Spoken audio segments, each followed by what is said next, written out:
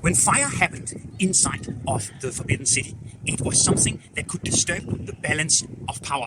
That was why you took a lot of precautions to protect the most important places from fire. And I'm standing here next to one of the more 300 water drums like this one that was placed all over the Forbidden City. A good example of the disturbances a fire could cause is what happened in 1421. Because after the Yongle Emperor had ordered that the capital should be moved from Nanjing to Beijing, then you had used 17 years building not only the imperial palace, but actually the whole city of Beijing with it. And then just a year after you had moved the court up here, then the most important halls, like the throne hall here behind me, burned down to the ground. This was a disaster for the Yongle Emperor.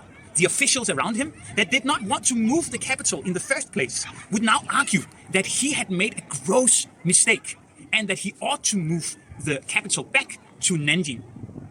But in 1426, when this decision was actually taken, you did not finally move the capital, because on the very same day where the decision was taken, an earthquake happened in Nanjing. So saved by the bell, Beijing remained here where we are now standing, or the capital remained here in Beijing where we are now standing. Another good example of how fire could disturb the harmony or the balance of power inside the palace is what happened in 1923.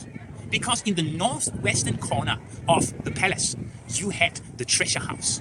In here, you would keep all kinds of valuables. It was attended to by eunuchs.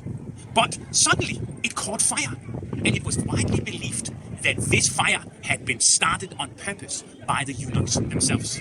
Because the last emperor, Puyi, he had demanded account.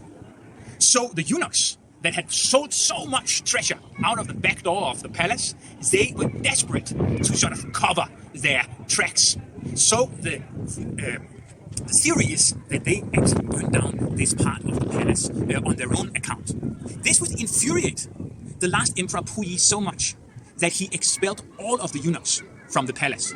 This meant the end of a tradition of keeping eunuchs in the imperial palaces that was more than 2,000 years old. If you have seen the movie The Last Emperor by Bertolucci, you may remember that when the last emperor, he finally himself is thrown out of the palace, he's playing tennis.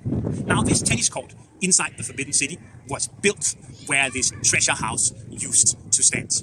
You can read more about all of this on our website. Until the next time, goodbye.